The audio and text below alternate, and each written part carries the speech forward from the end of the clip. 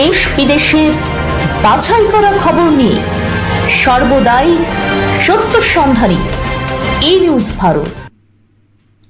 নমস্কার, ই নিউজ ভারতে আপনাদের সকলকে স্বাগত। শুরু করছি ওয়েদার আপডেট। মালদহ ছাড়া উত্তরবঙ্গের সব জেলাতেই বর্ষার বাতাস থাকছে। রাজ্যে বর্ষার অনুকূল পরিস্থিতি এখন।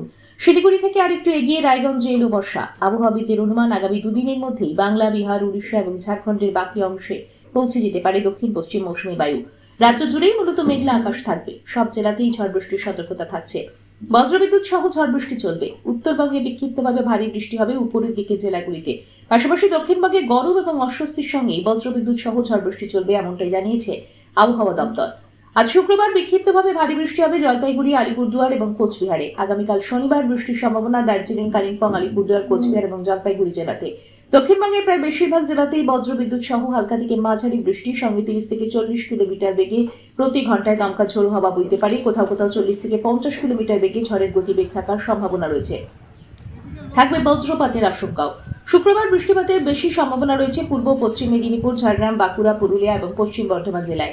কলকাতা সহ দক্ষিণবঙ্গের বাকি জেলাগুলিতে ঝড় বৃষ্টির সম্ভাবনা রয়েছে। আগামী বুধবার পর্যন্ত বিক্ষিপ্তভাবে বজ্র বিদ্যুৎ সহ ঝড় বৃষ্টির সম্ভাবনা বেশি থাকবে পূর্ব পশ্চিম বর্ধমান, বীরভূম, মুর্শিদাবাদ, নদিয়া, উত্তর ও দক্ষিণ 24 পরগনায়। আজ কলকাতায় মূলত মেঘলা আকাশ। আজ কলকাতা ও তার পার্শ্ববর্তী অঞ্চলে দিনের সর্বোচ্চ তাপমাত্রা 34 ডিগ্রি সেলসিয়াস, সর্বনিম্ন 28 ডিগ্রি সেলসিয়াস। বাতাস আপেক্ষিক আর্দ্রতার পরিমাণ 76%।